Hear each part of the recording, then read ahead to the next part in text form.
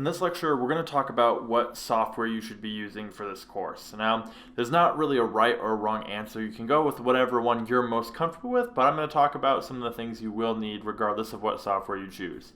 You will need the ability to use layers. So Photoshop is kind of the standard default painting program that people use in the industry, but you don't have to use Photoshop. Anything that has layers, you're also going to want to be able to have customizable brushes. So Procreate, Photoshop, Krita, Corel Painter, all of those will work. There's kind of two categories you can sort of break it down into.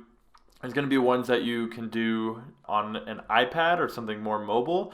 So for iPad, your options range between Procreate, which is the one I use. I think it's the best option. It's the most similar to Procreate, and I think it has the most versatility and power behind it. There's Sketchbook Pro, which is another decent option. I personally don't find it as in-depth, but a lot of people feel comfortable with it. And then the third one is Photoshop Sketch, which until recently wasn't very good for digitally painting on the iPad, but they've made a lot of updates, and it could be a lot more viable now. So once again, it really comes down to whatever you're most comfortable with, because in this course, while I am going to go over how to do certain things using either Procreate or Photoshop, I'm not going to be going in depth on every single type of painting software out there. So I recommend doing ones that you're most familiar with, because you'll be more likely to understand the tips and techniques and how to translate it into your preferred software.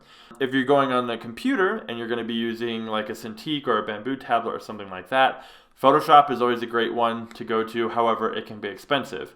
You can get a 30-day free trial if you want to just try it for this course and decide whether or not you like it. But like I said, you kind of want to already be somewhat familiar with it, so that might not be the best idea.